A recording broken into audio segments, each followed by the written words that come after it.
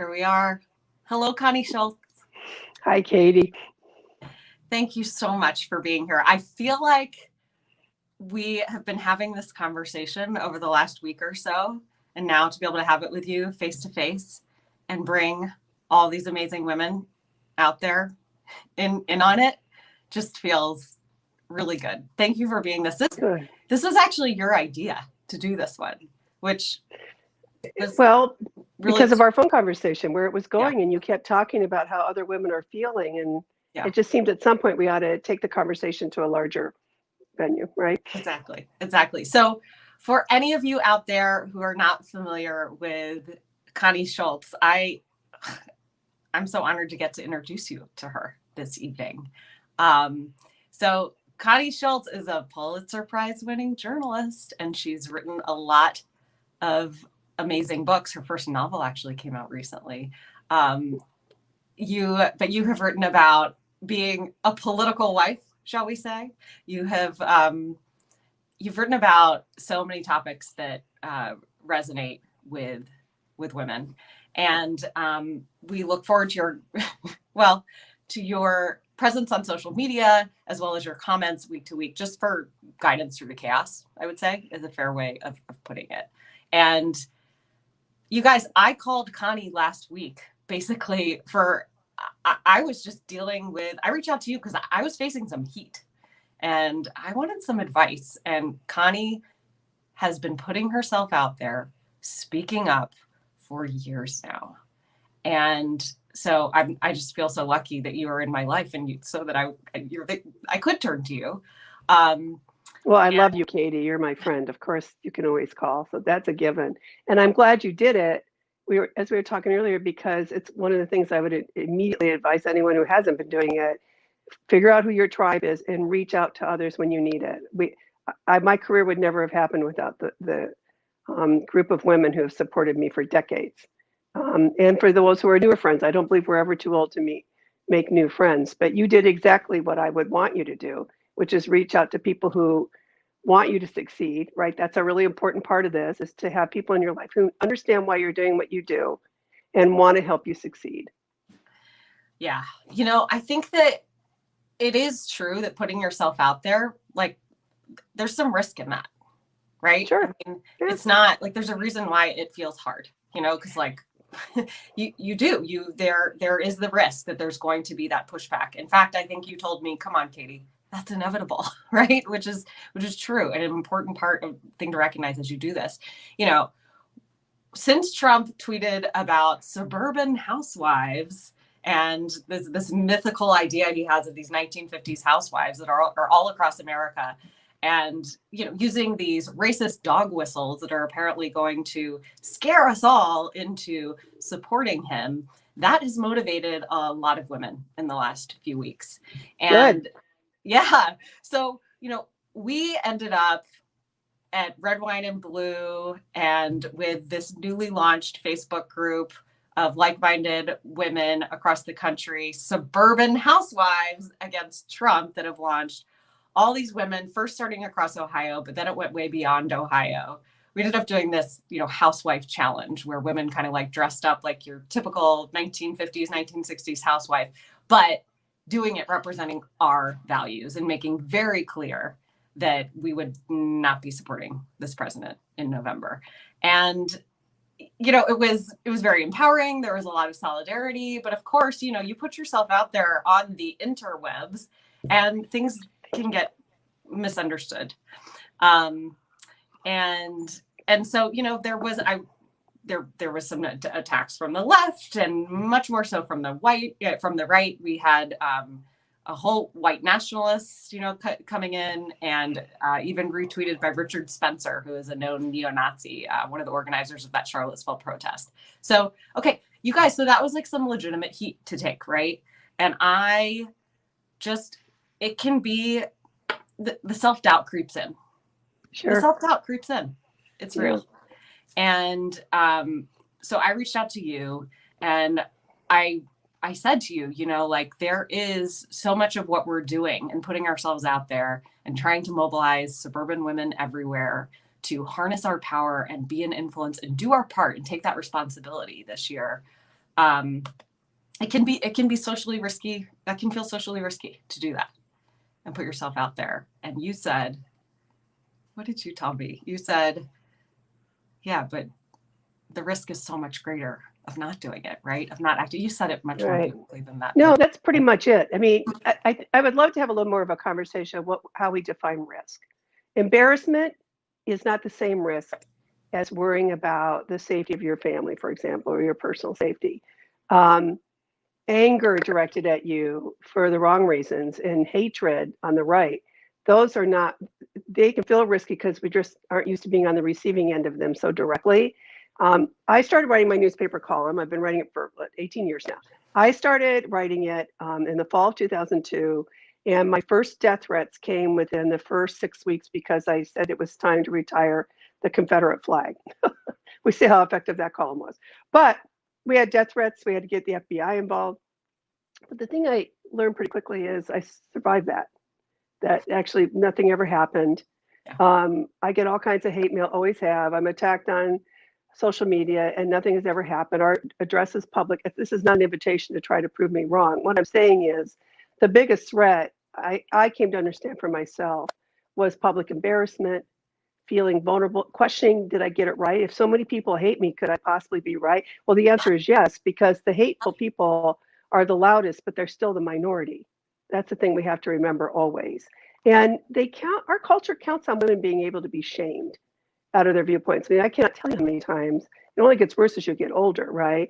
And I always say this, if you go after my face about my weight or my age, that means I won. You had nothing. You had nothing and you turned it into a personal attack. And there are those who will willfully misinterpret what we meant. Certainly, we should take a step back. Were we clear on what we meant? Do we need to clarify? But the one thing we don't need to do is respond to every hater. One of the things I learned pretty quickly in email is that if it starts out hateful or if it's calling me a horrible name in the subject head, I used to be such a curious person. I've realized those voices get in your head and it's the worst place it could be. I don't even respond to them. And on social media, as you know, my Facebook page is public and we're getting up to about 200,000 there. Same with Twitter now. I just block. I have no problem blocking. I don't need to explain it. Occasionally, I try to be a little clever in the response or funny, or I'll bring up the wand on Facebook. The reason I do that is to illustrate to everyone two things. This is why I block. If you're racist, if you're a misogynist, if you're homophobic, this is why I block. But also, I want you to know I keep going. I don't let it stop me. And I don't mean that in some grandiose way. Lots of comments really bother me and really get to me. But I want to show over and over again that the most important thing here is that we don't let it stop us. Mm. The notion of, when they come at you with the racism and the misogyny, that just shows you've won, they're making it personal. Yeah. I think that's so important for us to hear. It can just be so bracing at first, Yeah. jarring to have these people you don't know. Of course, it's always worse if it's coming from people you thought you knew. And we should talk about that a little bit, Katie, because I know with a lot of women you've been hearing from, what if their friends turn against them? What if they become the subject of gossip? What if they're family members? Well, family members are always tricky, but I always say our roots, our roots are our beginnings, they're not our excuses. And I grew up in I was a working class family, the first in my family to go to college, and my dad struggled with race all his life. I had a choice to make. Was I going to be like that? And, we all make these choices for our lives. Family members are not always, it's easy to hate the racist you don't know. It's a lot harder when it's somebody who also, in my instance, for example, made it possible for me to be the first in our family to go to college. So I fully comprehend how challenging that can be. I can tell you a lot of times you can just not have the conversation if you're not going to change their mind. However, I do appreciate the feeling of having to say something if something racist is said at the table and you're sitting there. And the reason I think it's important that we decide for ourselves what we're going to do in that instant is we want to like who we are for the most part. We want to be able to risk discomfort, other people's discomfort, to stand up for what we believe in, right? So that's easier, I think, in that way. Friends, if you've got a lot of friends who are being really critical of you being outspoken, it's time to make some new friends. And I don't say that lightly. I really care about my female friendships. I have men who are friends too, but the women, man, they just, they've been that wind under my wings for all these years, and I try to be the same for them. If I really care what they think, well, all my friends. I mean, I don't have ultra conservative friends. I have acquaintances who are, and I have some colleagues who are. But quite frankly, my inner circle, I find it increasingly important that they care about the same things I care about, or at the very least, they're not all going to be. I mean, obviously, I don't have a lot of columnist friends, for example. They're not all going to put themselves out there to that level, but they're not going to attack me for doing it, and they're going to, and even better, they're going to have my back if we have a mutual acquaintance who does it. And so I know how hard it can be when you feel like your group of friends, particularly if they're friends you've made through children, right? And I certainly went through some of that. I remember early in my column, I thought a very good friend who'd known me for years said, "You're just so angry all the time." I thought, no, I'm just not writing about recipes and I'm not writing about pantyhose. I want to write about, even though they tried to wedge me into that section of the paper, I wanted to write about what was going on in the world. Yeah. And we don't have to apologize for caring about this country. We do not have to apologize for caring about vulnerable groups of people in our country. That is not the thing we need to apologize for ever. No, absolutely not. These are the things I heard when I asked women today, about those anxieties that they have. I was doing a lot of listening this week, in particular today, having some really moving conversations online with women talking about the fears that they face when they think about speaking out and what intimidates them. And a lot of what you said is so real. There is, in the language I found so interesting that women use, this not wanting to be the one stirring the pot, becoming a lightning rod, being ridiculed or talked about, being seen as shrill or hysterical. I mean, right? This is, I don't think that if I was talking to men, I would hear these words used. No, but I understand why women are saying it. Yeah. I think I may have shared this quote before when we were on, but I'm going to say it again because I have it hanging by wherever my desktop is, that's where it is. It's from an interview with the late African-American poet Lucille Clifton, by a colleague and friend, Karen Sandstrom. And when she interviewed her, this is, I think, 2002, 2003, she immediately sent me this quote from their interview because she said, "I think this is going to speak to you." And here it is. "What they call you is one thing. What you answer to is something else." And I can't tell you how much that has helped me. They call you shrill. Nobody gets to define you. You decide who you're going to be. And it's really and truly, it's stooping to the least skill set to start calling us names because we dare to speak out. I mean, you don't need to be engaging with people like that. Yeah. No, I love that piece about just owning it and defining ourselves. I mean, that's been this whole thing, this suburban housewives against Trump. The whole thing is like, you want to see a housewife? I'll show you a housewife. Right. And owning our true values, because we simply can't stand to have another term of Donald Trump. We can't stand to see, the continuing treatment of Black people who will be, killed in front of their kids. And kids in cages and everything else that we've seen. Those are our values. And so you can call us suburban housewives, and we're going to tell you what's actually going on. That's exactly, I mean, I wrote as Anda's lovely wife because I couldn't get over after I married Sherrod. For those who don't know who are following, U.S. Senator Sherrod Brown is my husband. To be called, just introduces his lovely wife, to be subjected to all the stereotypes that people wanted to believe about us. I really do know what I'm talking about in this regard. I know what it's like to have people think they know who you are. And I know how important it is for me to understand. I don't need to prove to them who I am. I just need to be clear for myself who I am and not let those outside voices, because they're always limiting, right? They're never expansive. They're attempts to limit us. And we don't have to accept that. Yeah. Oh, it's the exact same thing that you named your book that, His Lovely Wife. That was the first thing I ever read from you, actually. But I just loved how you were like, yeah, I'll show you his lovely wife. Right. I mean, that's basically what it was.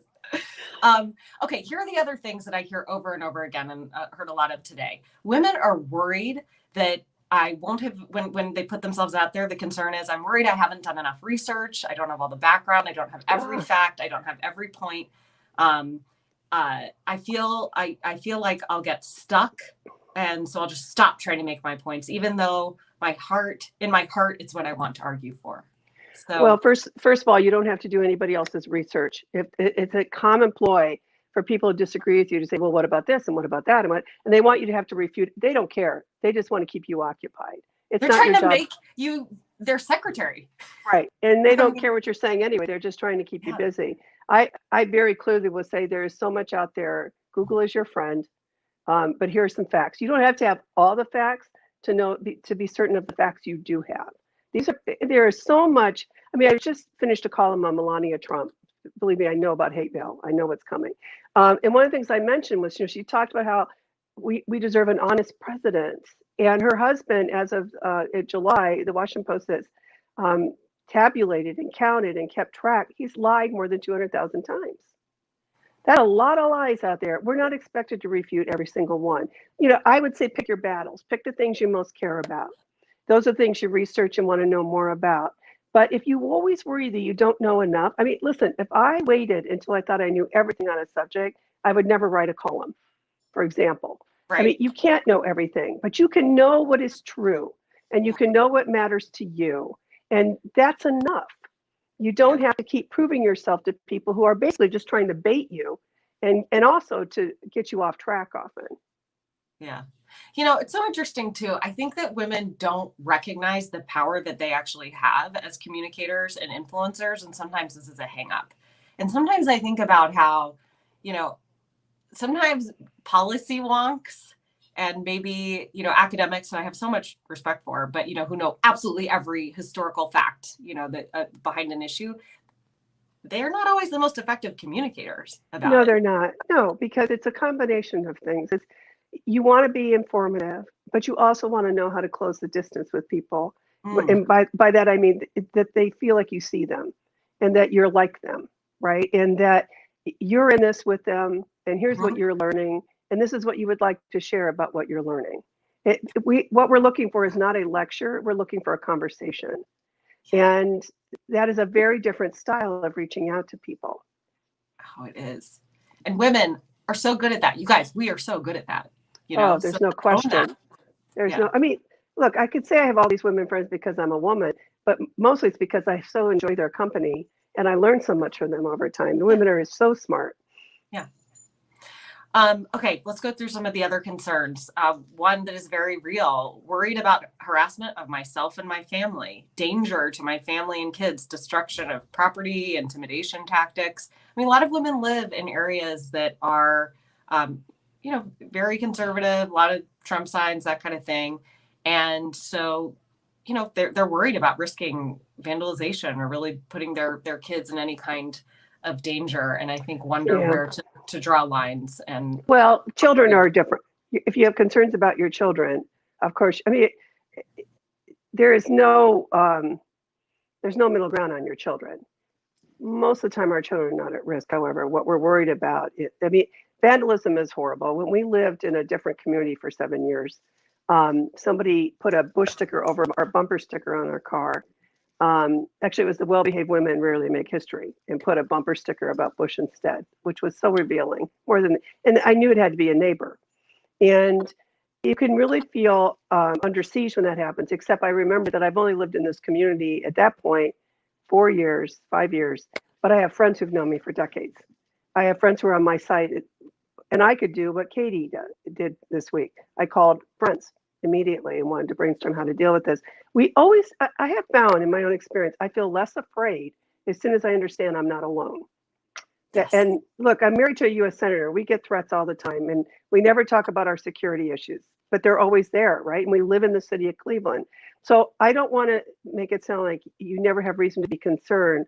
I am here to tell you that here we are still doing what we do. And there's a difference between feeling uncomfortable or embarrassed and feeling physically threatened. That there's no question. If you're being trolled or if somebody starts, first of all, they're trying to dox you on Twitter or Facebook, there are channels. I mean, there are actual steps you can take because they should be blocked officially by the Twitter or Facebook, taken down and not allowed to have an account, right? Yeah. That doesn't tend to happen very often. It's more just that they'll get their friends and their friends' friends and the bots will get involved. And it can just feel like an avalanche of opposition. It never really is. It's just, Walter, stop working. It's just that they're very loud and they're very organized because they basically have nothing positive to contribute to the world. And they love going after women. You must know this. They love to attack women. Now, having said all this, Katie, it is really important that anyone who's watching this tonight, that you take care of yourselves. And let's step aside. Well, I'm not even talking about security right now. I'm talking about take care of yourself. I love the analogy of staggered breathing that choirs and bands use. Of course, my dogs are both here now. When there are long notes, not everyone can hold them for the whole time. It's just that, so they have staggered breathing. They take turns holding the notes so that another person can breathe. And I want you to think about it this way. You're allowed to take a break. If it's overwhelming, if you just like, oh, why am I doing this? The best way you can answer that is to first give yourself a break and see what you miss. See how much you miss it, or see what, and just figure out for yourself. Take a breath. We'll hold the note until you get back. That's part of the real advantage to being part of a large group of people who are activists. That it's normal to feel overwhelmed. It's normal to need a break. You're not giving up and you're not giving in. What you're doing is giving yourself a chance to breathe. And that's why I keep doing it. Every day I do a post about breathing. Yes, we love those posts. And the reason, thank you. I started doing it during COVID. And the reason I do it is actual breaths are good for our bodies and our brains. They really can, they can slow down our heart, all that. But also it's just a reminder that we do need to be taking care of ourselves. All right, honey. Sharon, we need you. Sharon! Okay, sorry. Welcome to our marriage. It's like, oh, he's on Morning Joy. Oh, I mean, not Morning Joy, Joy Reid now. I shouldn't be yelling up for him to get the dog. I just realized I why love they're it. here. He's gonna be on cable with like you yelling. The dogs are on you. That's why they're down here, because he closed the door. Okay, never mind. Moving right along. Yeah. That's just life. Where were we? So okay. Self-preservation, taking the breaks, taking the pause. I think of that in parenting even too. It's just like, okay, sometimes you just got to take a breath here, you know. You got to walk away for a moment. As you said earlier, go do the dishes for a minute. Yeah. Or go check the mail. Just walk away for right. Exactly. Yeah, we've got to give ourselves those breaks. And I just love that analogy too of it's so important that we are a community and have each other's back so that there's not enough breath in the world to hold the note the whole time, you know, right. But you taking a break and I'll carry it too. I think it's beautiful. So the other, to finish off on some of these very real fears people raised is, one woman said, I worry about my business. You know, people who don't agree with me will take their business elsewhere. And this one really got me that she said, I have a severely medically fragile little boy and his equipment and therapy costs are outrageous, $68,000 power chair. We hold an annual fundraiser to help with expenses and fund research on his disorder. But she was told at one point by her sister that she was really alienating people by speaking out. And she was worried about being able to, it's just the expenses are really high. And so she's worried about risking that. Well, what a horrible thing to say first of all, if your sister thinks that the solution is to be coming to her with ideas for how to attract other people who can be helping. I mean, if people are going to judge you, if you're and decide that children such as your son don't need help, those aren't the people you need in your life anyway.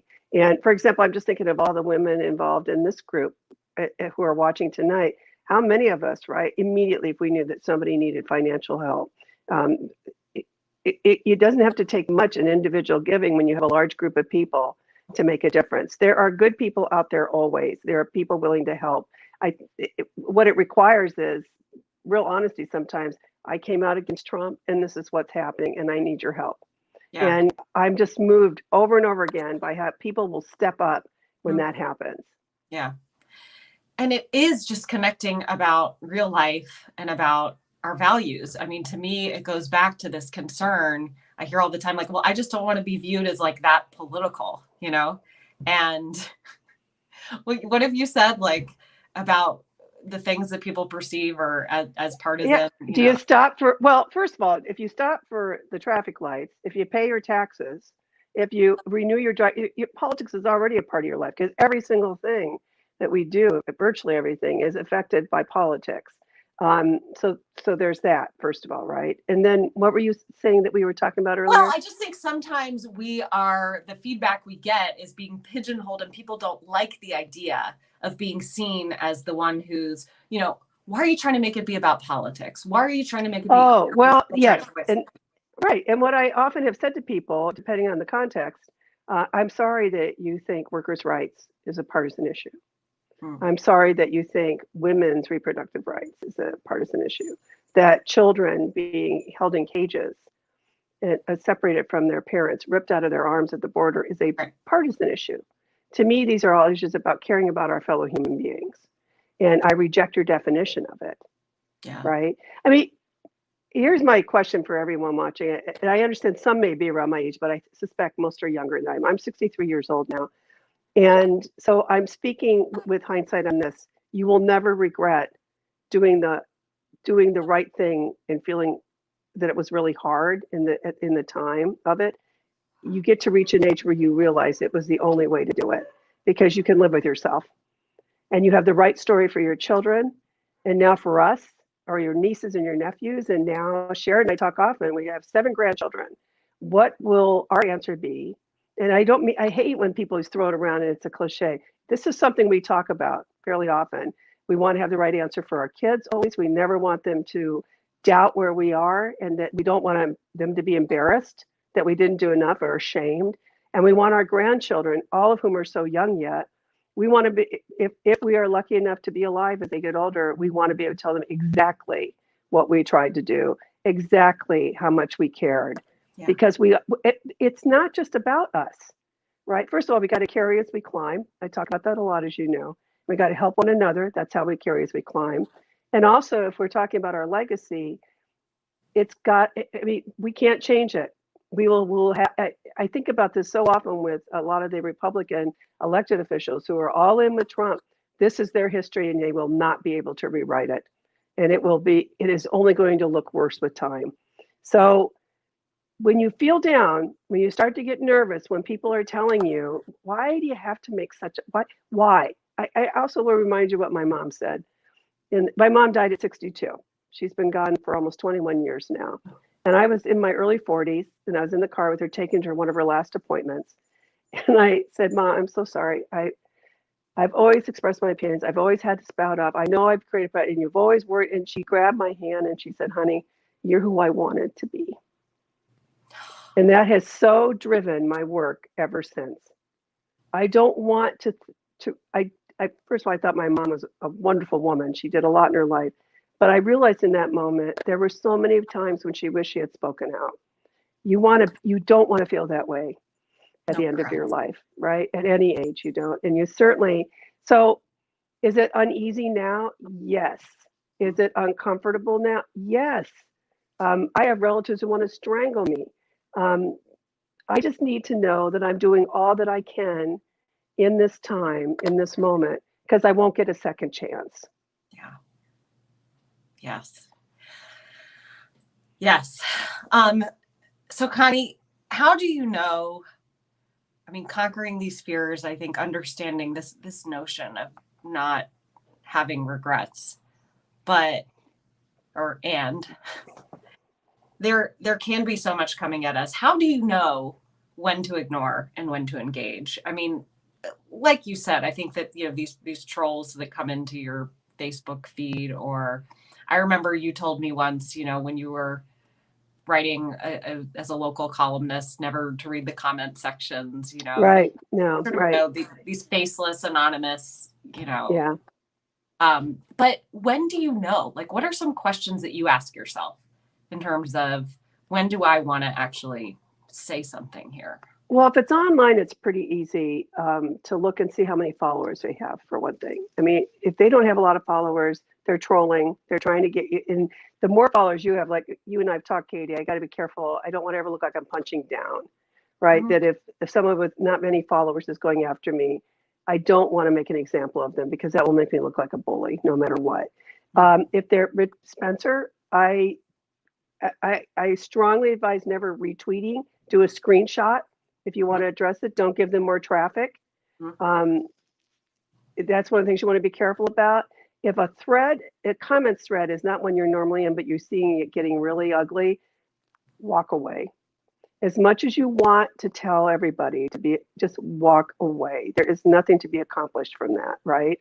And you don't want them starting to track, and it's such a challenge. I know that. And I try to have a sense of humor sometimes. Like there are people who will be very expert on what kind of wife I am to share it, for example. And I love to just respond that actually that's not how that happened. And my source on this is so strong, meaning share it, right? And I let them figure it out because sometimes they have no idea who I am at first. You do have friends. I am a believer in this as well. I don't do it as often, but I've had friends who'll say, "I'm getting bombarded. Can you wade in?" And they're all verified accounts, right? So we're all in this. It's mostly women, and we're in this list group. I don't mind at all going in and defending somebody. I'm pretty big on that, actually. Yeah. And that's something you could do for one another, right? Mm-hmm. But sometimes, Katie, the hardest thing is the right thing. Walk away. Okay, hold on. I'm taking a few notes. I mean, that's allowed, right? By the interviewer? Yeah, sure. Okay. When you do engage, I think something you use humor well. I think also, Connie, like, you know when to be vulnerable, and sort of say like, hey, this made me feel uncomfortable in some way. And again, it's that you seek that human connection, to kind of, I think you're good at disarming, and what's the advice that you have for women who, I think that can feel very true for if we can learn how to do that. I just recently on Twitter, Facebook, I just took it down, but on Twitter, when I found out about Kelly Conway leaving the White House, I said so many parents would love to be able to take a leave of absence from their jobs, and none of them have enabled the most dangerous man in the White House in U.S. history. Well, some people who apparently, like me, follow me, said they were very disappointed that I was going after a time when her kid was in so much trouble, her daughter. And I thought it was understood that, of course, I care about children, but these things take off pretty quickly. And I deleted it after a couple hours and explained that I have deleted something because I didn't want it to be misinterpreted. But then I reiterate, to be clear, though, I do think Donald Trump is the most dangerous man to have ever inhabited the White House. When you're willing to admit to mistakes, people are more likely to forgive you, first of all. Secondly, we're all role models. If we're on social media, we're already role models. What kind of role models do we want to be? I don't want to be somebody who creates that template of perfection, because first of all, anybody who knows me knows that's not true about my life or about me. But also, it goes to closing the distance. Why would anyone care what I have to say if they think that I never have any missteps? If I never have, I've admitted to feeling very vulnerable occasionally in COVID as an explanation for why I post the breathe posts, right? Because we all are having moments where it's too much. This is unprecedented in modern times, what we're going through. There's been nothing like this, and we're all feeling vulnerable. Yeah. And not to belabor the point, but it reminds me of when I first started writing my column, I started being invited to give a lot of speeches, particularly to women's groups. And at first, women would get up and say, doesn't the hate mail bother you? They'd always have all these angry letters to the editor of the Plain Dealer. And then they start saying it. And I would say, oh, no, you can't. Well, then I realized that's not even true. That wasn't honest. Of course it bothers me. Yeah. The point is, I don't let it stop me. Yeah. And I hope that's the lesson they take from it. Yes. Sorry, I have to type again. I have people in my life who love me very much. What some person I've never met on Twitter has to say about me, it means nothing at the end of the day. Yeah. I think that's so helpful to hear, it doesn't mean speaking out, stepping up. It doesn't mean that you don't bring your whole self to the table and that nothing's going to bother you all of a sudden. We are who we are. And that is actually our power, because it's our ability to connect with people. And the other thing we have to remember is when people want to get really nasty with us, it's only going to bother us if we consent to it. And my mantra is permission denied. You don't get that far with me. I'm done dealing with you. You're gone, blocked, or just out of the conversation. I don't have to engage all this. Okay. So this is what I've heard in terms of how to go into this, like we've decided the stakes are high. We want to speak up. But speaking up is best done actually if we're true to ourselves. Okay, but what does that mean? And I think that what I've heard is that, look, you do have to set some boundaries. It's not your responsibility to do everyone's research. It is not your responsibility to convince every member of your family to vote differently if they've got their heels dug in. I mean, our emotional reserves are limited. Our time is limited. Let's Right. use it. But here's another boundary. Yeah. No one should have permission to mistreat you for your views. Right. And one of the most, I had a friend years ago, another journalist who really talked to me about the power of silence in interviews and stuff. And I realized it can work really well in this instance too. I've long lost count the number of times somebody I know or somebody I've just met says something really inappropriate. And all I do is look at them and say, I'm trying to figure out what I've done that made you think you could say that to me. Oh, that's good. And then Write that down. and then you just wait. You just wait. Because somebody's going to fill the silence. And if you can make sure it's not going to be you, it can be pretty interesting. Yeah. That's gold right there. I love that. Okay. And then, I also hear, so taking that pause, being willing to take breaks, and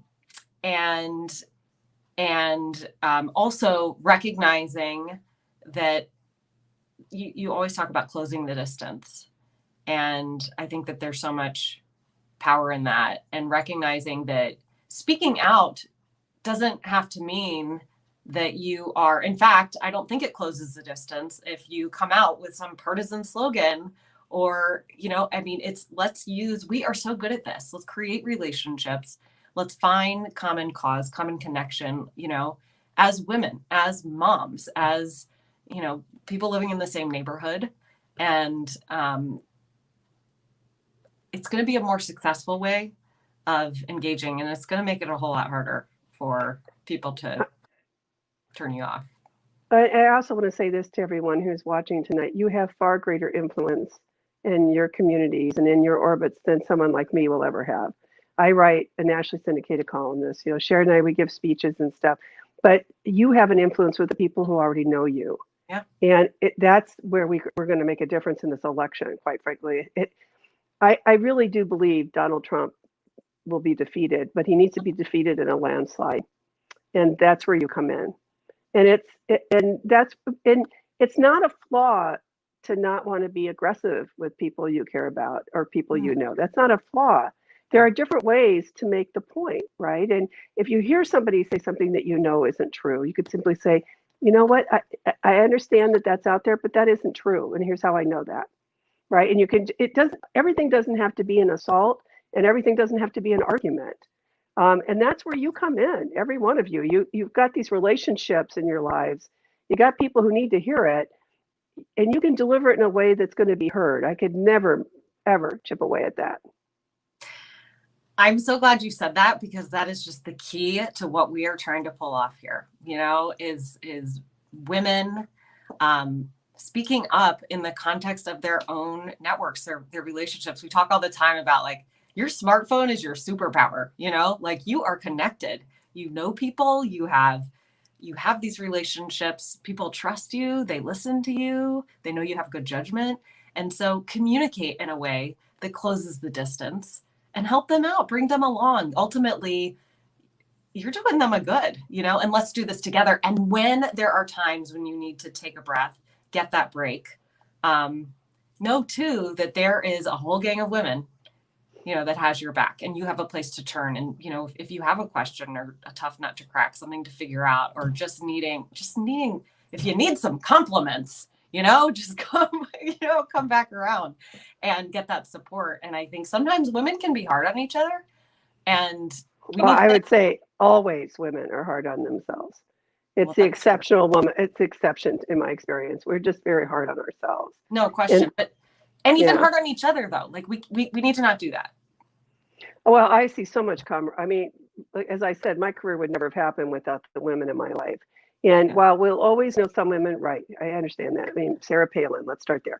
But there are so many women who want to support other women. Part of it is a lot of women don't really understand how much power they have. Nobody has ever acknowledged that. And one of the things we can do as friends and supporters of one another is reflect the best versions back to the people standing in front of us. I mean, I consider the best compliment from friends when they tell me that they feel better about themselves when they're with me. And I just assure them that I'm seeing them more clearly than they are. I know what gifts they bring to this, right? That's my job. That's my job as your friend, to help you see that you have so much more going on perhaps than you don't realize, but I see clearly who you are. That's what we do for one another.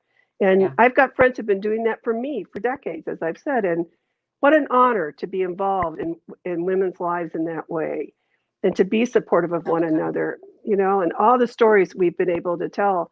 I mean, we know each other's stories. We're part of the chain of the narrative, and we remind each other, all this is up ahead for so many of you who are younger. I'm just so impressed that you're doing this.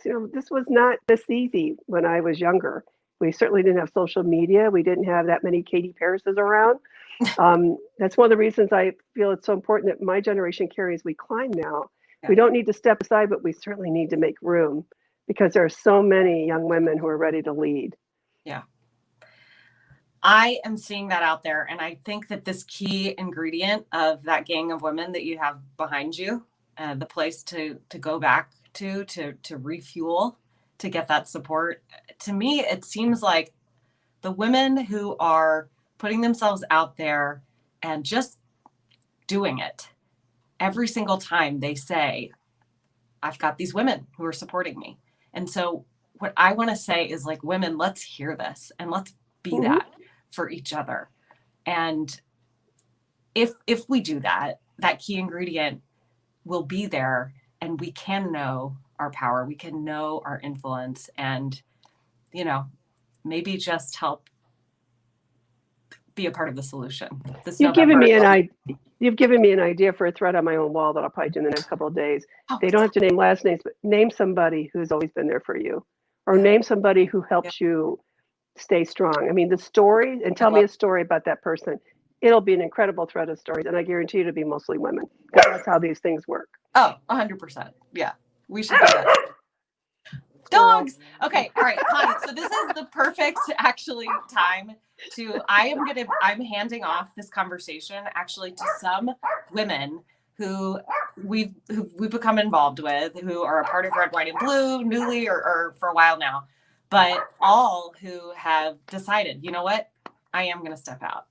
And so they were so excited to hear this conversation with you tonight. And so we've asked a few of them to come on, reflect a little bit on it, and to offer women a way of getting involved with us together, though, never on our own, always being here. So thank you for this send off as we go forth in this work together. And thank you for having my back and having this community's back and being there for us. Well, what an honor to be included. I'm thinking of so many of you right now, and stay strong. Keep each other strong. Okay, we will. That's Walter barking goodbye. Bye, Walter. Hi, everybody. We're going to start up. Oh, we're all coming on. This is great.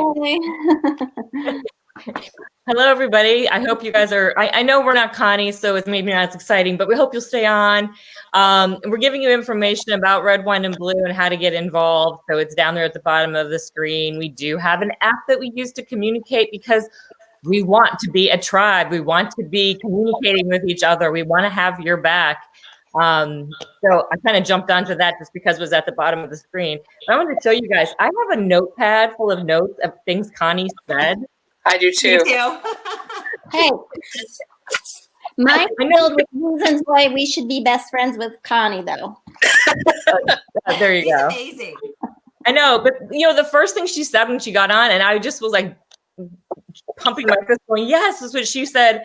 She goes, "You have to figure out your tribe," and I was like, "That is 100% true." And I think part of the reason that a lot of us who are part of Red, Wine, and Blue is because we've got these wonderful women who have our back and like support us in what we do. And even if they don't even 100% agree with us, they're like, wow, you are out there. You're saying something like, I just, they support you and they have your back. And I have seen that now with this community that's been growing with Red, Wine, and Blue online and all of our different, Facebook pages and things, that I am inspired by all these women that I now know, I've met, talked to. Well, we're all talking online, right? Because it's COVID.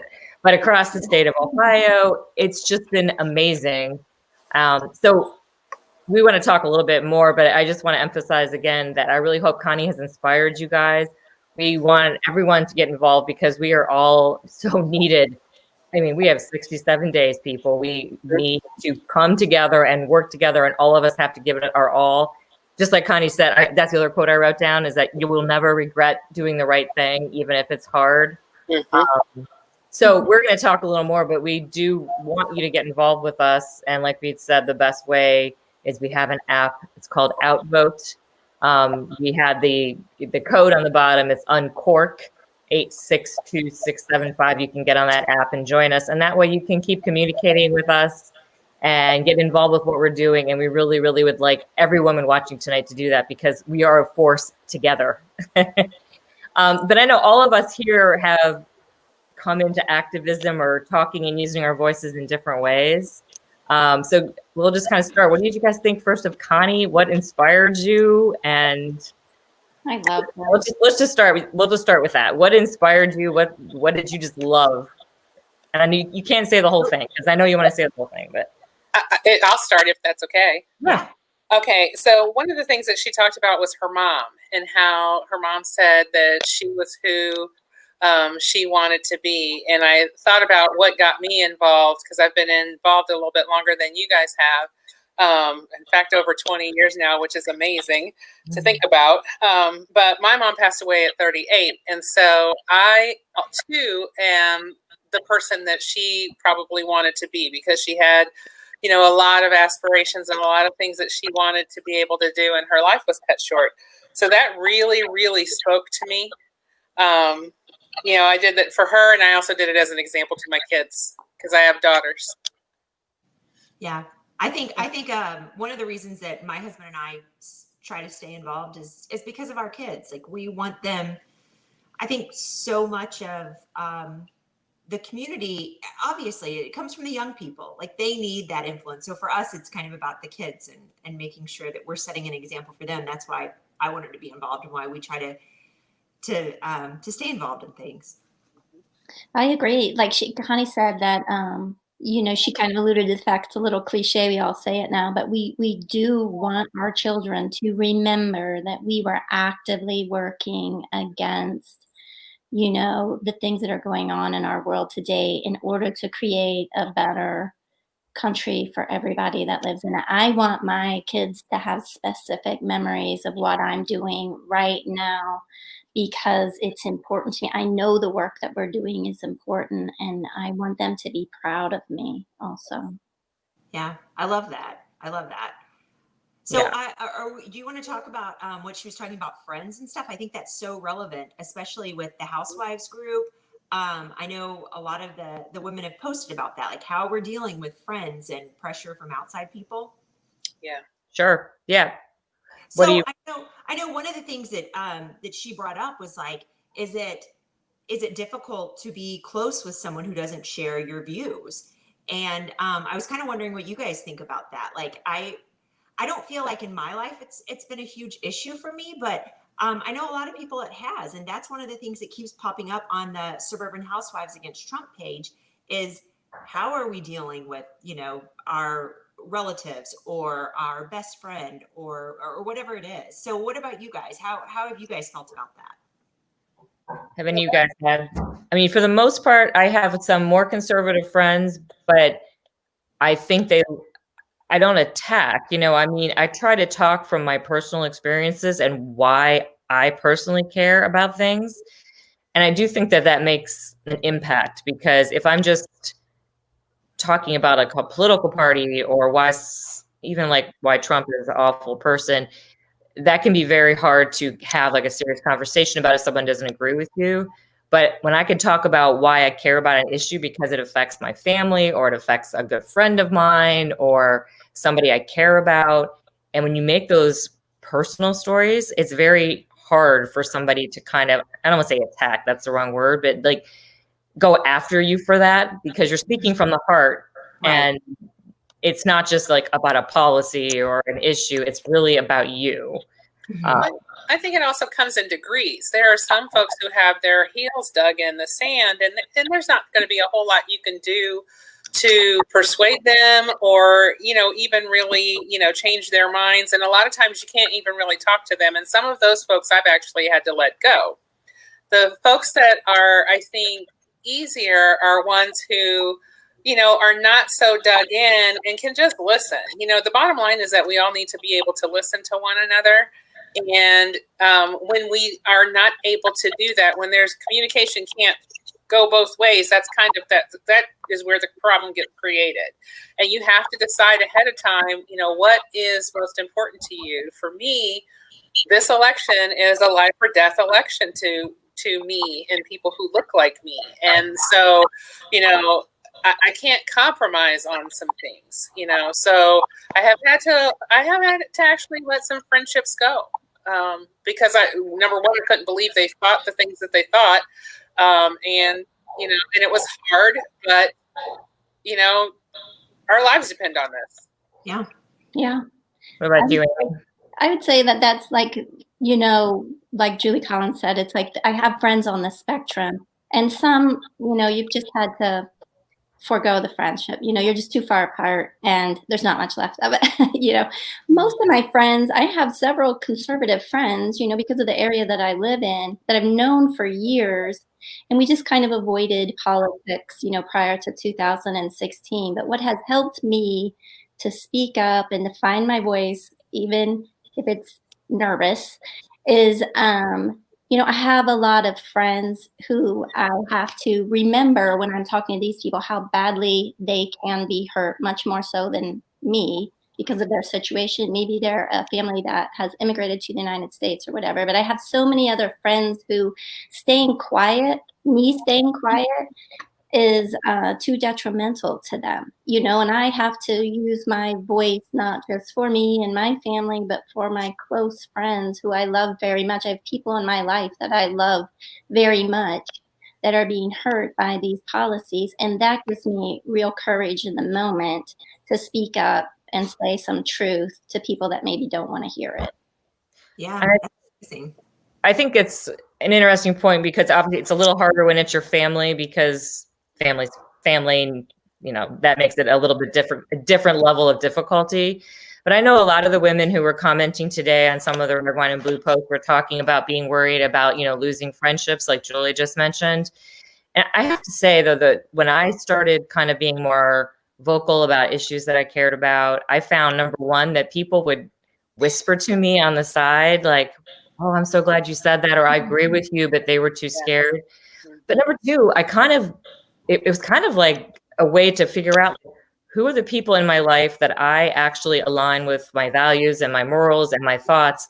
And it kind of helps clarify maybe the people that you don't have as much in common with. Maybe you've outgrown them, or maybe you've just changed, or just maybe you never should have been that close of friends.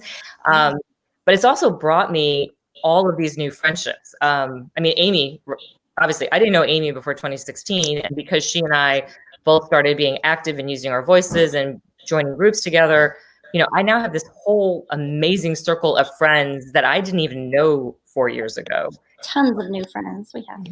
Yeah. And so I kind of feel like, even though it's a little scary to think about maybe having some friendships that fade away because of this, I would never go back because of all the friendships that I have made and people I have met from doing this work. And I'm sure you guys have similar experiences. How many times have you guys found out somebody in your community, you've joined the same group or something, you've known that person for 6 years at the gym, and then the next time you see each other at the gym, you're running at each other with a hug? "Oh my God, I saw you join that group. I didn't know." That's totally been my experience. And one of the reasons that I started the Suburban Housewives Against Trump group is because I'm in a very conservative community. And there was a handful of friends that I had that the same thing. I would, it was kind of like a little whisper thing, like, "Oh, did you know that she is against Trump?" And slowly we kind of all found our ways to each other, which was amazing. But I really wanted a way for us to be able to be vocal online and, to be able to share articles and things like that, and just have a safe space.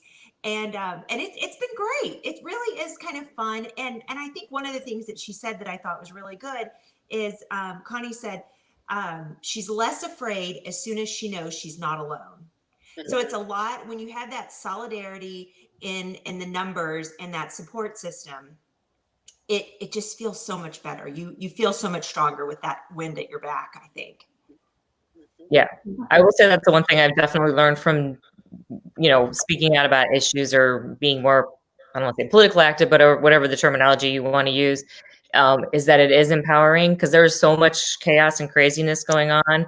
And I think people just feel bogged down by it. But I always feel so much more energized and inspired when I've taken some action, whether it's doing something with, like, I'm part of Moms Demand Action, or whether it's doing something with our local political group that Amy and I have started.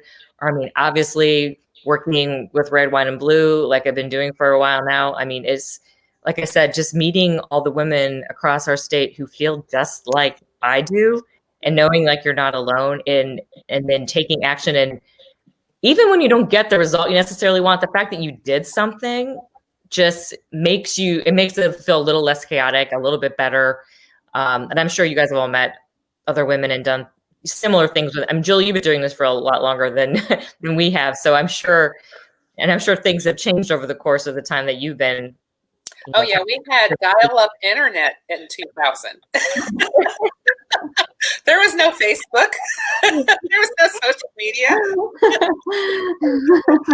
But we made it work.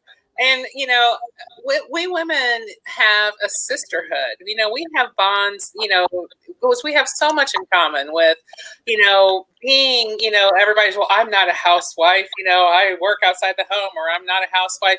When he said those words, he said them to downgrade every woman, regardless of whether or not you were married, regardless of whether or not you had children. And the thing is that he really just kind of pushed us all in the same room, and we're like, okay, fine, we'll show you what a housewife looks like, And so, he really energized the sisterhood that he really thought that he was going to be able to scare. And we're just not those timid little girls. We're just not. And even our little girls aren't that timid either. Yeah. Got some pretty fierce women that I have raised. So, this sisterhood is fantastic. And when Connie was talking about how we have influence within our own circles, that's what Red, White, and Blue is all about. That's what we're all about, And so, I was really excited to hear her say that, because it is true. Yeah. The Suburban Housewives coming on board, that is just really true. And so, I was watching, and, there were ladies from all over the country who have been listening to this tonight. And, welcome, ladies. Welcome to our sisterhood. I think we all have our wine. Yes.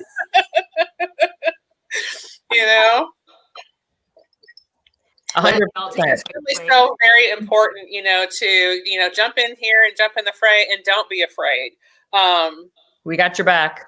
Yeah, we do. And feeling vulnerable, she said, feeling vulnerable is okay. And it is, so. Yeah. Suzanne. We've got a wide range here. Julie's been doing this for a while. I mean, she's not new to speaking up and saying what she thinks and taking, action.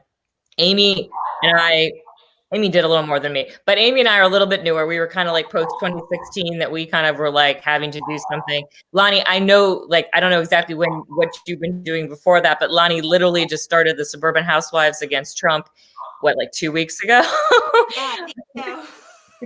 Yeah, it's grown really quick. Before that, my husband and I worked in politics. That's actually how we met.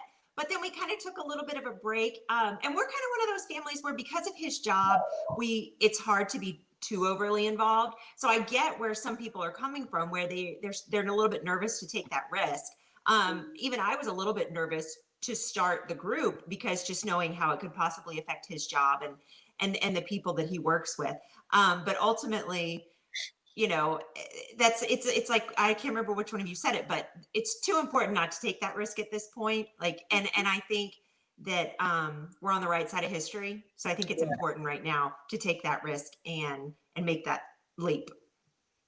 No, I agree. And I do think the one thing I really like about Red Wine and Blue is for women who maybe haven't been doing this and are a little nervous about it, is that we will walk you through this in a way that you will be surprised that when you talk to your friends, you can give them information in a way that doesn't make them feel like you're like throwing politics in their face. You can inform them. And the thing is that women want to know what's going on. Like, they want to feel like they're informed, and that they understand what's going on in the world. And so my personal experience is that when I do speak out about an issue or I say something that's important to me, I rarely have a negative pushback. I usually have people who are just like, oh, I'm so glad to hear that. I did not know that. And they want that information. And then they've now kind of started to turn to me as the source of that information. And so that's kind of what our whole theory is about, is that we influence women in our networks because people who know you listen to you and they trust you. And so we make it part of what our whole mission with Red, Wine, and Blue is to make it really easy for you to have those conversations and to share that information. And I think, I think you guys probably all agree with that. And maybe that's been your experiences as well. Mm-hmm. It is, Julie, someone asked if we could reintroduce ourselves, which we didn't introduce ourselves to start. I am so sorry. For folks. I was so excited. Like, who are you? I was excited about Connie, and I just jumped right in with my sheet of things that Connie had said. I'm the organizing director for Red, Wine, and Blue. Again, I've been new to, doing activism, using my voice. I did not work in politics. So 4 years ago was the first time I ever dipped my toe in the water, and now I'm working with Red, Wine, and Blue, and it's amazing where your journey can take you when you start to use your voice. Yeah. Amy, go ahead. You're next to me on the screen. I am Amy. I live in Southwest Ohio with Julie. We met each other that post 2016 when we all came together in crisis, and we have done several things here in Mason together. So Red, Wine, and Blue just seemed like the next step. She was like, come join us. I'm like, why not? We've done everything else together the last 4 years. Oh, and I'm Connie Schultz's best friend. That's something you should know about me. Okay, other Julie there.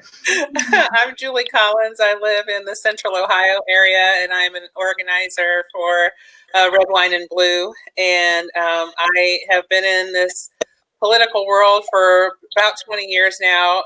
So I've been seasoned. I've even had the opportunity to be an elected official. So, I've kind of done a little bit of all of it. And Lonnie, the newest part of our group here. The newest member, yeah. So I am Lonnie, and I founded Suburban Housewives Against Trump a couple weeks ago. And before that, I was a stay-at-home mom. I have 3 kids, and I live in northern Kentucky, so I'm just south of Cincinnati, Ohio. I worked in politics a little bit when I was younger. Like I said, that's how I met my husband. So I've kind of always stayed involved, but this is an exciting time to really get to be on the front lines and kind of helping to lead the charge. I'm really having a blast. And the one story I want to tell before we go, I know you guys have been watching for a while, but I'd like Julie to tell her story because she's been doing this for a while. And not only has she got herself involved, but she has inspired friends. So you got to get to know Julie because she will make you do something you may not think you're going to do. So a little more than yes, it's much more than 10 years ago. I actually was serving on city council in the small town that I lived in, and my 2 best friends, they helped me campaign. They helped me do everything. They told me I was nuts for doing it. They would never do anything like this. Well, one of my one best friend is now made history on the Reynoldsburg City Council. As one of the first African-American women elected to that council, and she's everywhere these days because they are getting pulled everywhere, and they're involved and really making a difference in the state of Ohio, not just their city of Reynoldsburg. And my other best friend is the president of Harrisburg City Council. She too said, I don't know why you're doing this. I think this is terrible. Why would you do this, to yourself?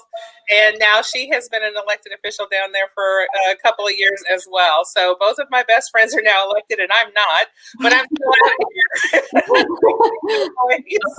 and doing things. And, and I have encouraged both of them. I encouraged both of them when they said they were going to run.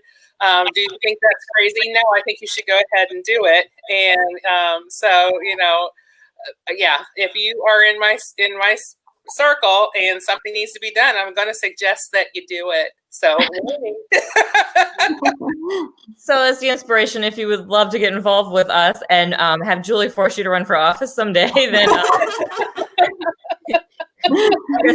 the best way for us to connect, and we'll wrap this up because I know you guys have been on for a long time watching, and I know that Connie was the draw. I hope that we entertained you a little bit and hopefully got you to maybe think about why we're ordinary women. We're not Pulitzer Prize winners. We don't have a column in the newspaper, but we do all this work because we know it makes a difference and because we know we can inspire other women and because it makes us feel empowered to do something. The best way you can do that is to get involved with us so we can communicate with you, and that is to download our app, which is called Outvote. And at the bottom of the screen, we have our code there, which is Uncork. That is not hard to remember, Uncork. For you really young people who don't know that you can take the numbers, the letters on your phone and translate it to numbers. I had a really young person tell me they didn't understand that. And I was like, okay. But Uncork, which becomes 862-675. You can download that when you download the app, the campaign code, they'll ask you for that campaign code. And we would love to have you involved. 67 days, people. We got a lot of stuff to do. There were some great questions down at the bottom of the screen that we didn't answer. So hopefully maybe we can go back through and look up that stuff and have some chats or something about it, because I know we didn't get to a lot of those and there were some really good ones. Yeah, I made a couple of notes. So there's a couple of you I'll be reaching out to just because you asked some important questions that I don't want to go unanswered. Yeah. Well, I don't want to kick people. Is there something you want to talk about real quick? I want to ask, how do we balance working full time, which I do I work full time, and doing activism and being a mom and all of that. Now my kids are grown these days, but I did this back in the day when my kids were little and we didn't have social media either. But what I will tell you is what we are doing now, you can do in your little bits of time. It doesn't take a lot of time to do. It's easy to do.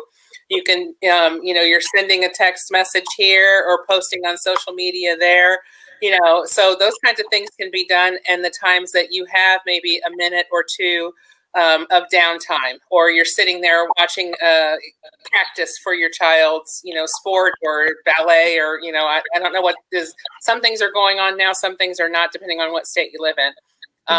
But you can fit this in around your time frame.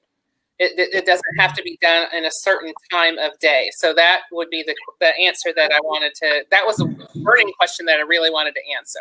Yeah, I think that you answered that really well. And I was also going to say that everybody has different comfort levels with the type of activism that they're comfortable with, and that's okay. As long as you're doing something, I think is the key. And your something can be sending text messages, which is very easy to do and not intimidating at all. My mother, who is 62, did it and was perfect at it. And she is not a political person. She did it for my sister-in-law. Another way is donating money. Campaigns need money. And that's something that is within most people's comfort zones. I mean, right. It's just sending a check. And that's a huge thing that they need, that campaigns need. And so that's one way to get involved. There's plenty of others, but I mean, the important thing is to figure out, what you can do and find it and do it, I think. Yeah, thank you for seeing the questions, you guys. I was focusing on other things, and I do want to emphasize that is the good thing about the Red, Wine, and Blue program, is that it literally is from your phone. I know that if I'm not working, which is during the day, my kids are high school, I have some things I have to take them around, but I have a driver, so that helps.